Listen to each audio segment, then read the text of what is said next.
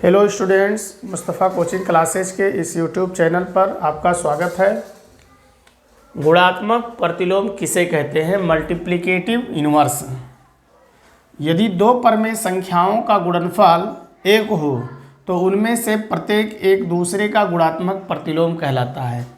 अब इसलिए यदि कोई परमेय संख्या a है, मान लेते हैं कोई परमेय संख्या a है, तो इसका गुणात्मक प्रतिलोम क्या होगा? तो इसका गुणात्मक प्रतिलोम जो होगा वो इसी का उल्टा होगा। तो इसका गुणात्मक प्रतिलोम 1/a होगा। अगर हम इन्हीं दोनों ही परमेय संख्याओं का आपस में गुणा कर देते हैं और एक आ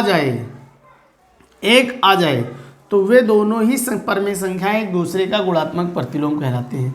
तो a का गुणात्मक प्रतिलोम 1/a होगा, क्योंकि a कट जाएगा तो आएगा आंसर 1।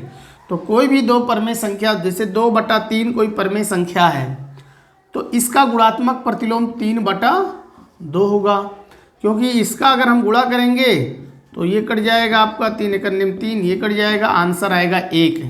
तो कोई भी दो परमेय संख्याओं का गुणनफल अगर 1 आए तो वे दोनों ही संख्याएं एक दूसरे के गुणात्मक प्रतिलोम कहलाएंगी। अब यहाँ सवाल हो, परमेय संख्या किसे कहते हैं?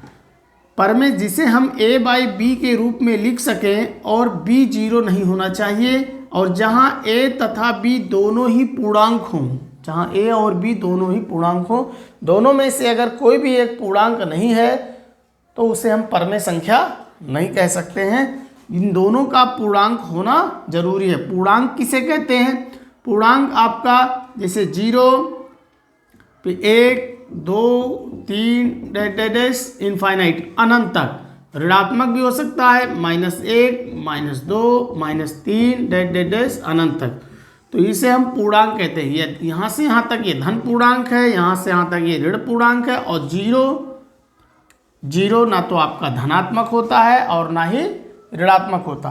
तो सवाल है गुणात्मक प्रतिलोम। यदि दो परमेय संख्याओं का गुणा कर दिया जाए और आंसर 1 आता है तो वे दोनों ही संख्याएं एक दूसरे के गुणात्मक प्रतिलोम कहलाएंगी।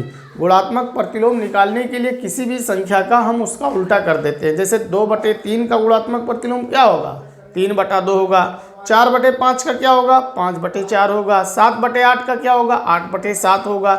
तो गुणात्मक प्रतिलोम में हम उसका अपोजिट कर देते हैं, उल्टा कर देते हैं।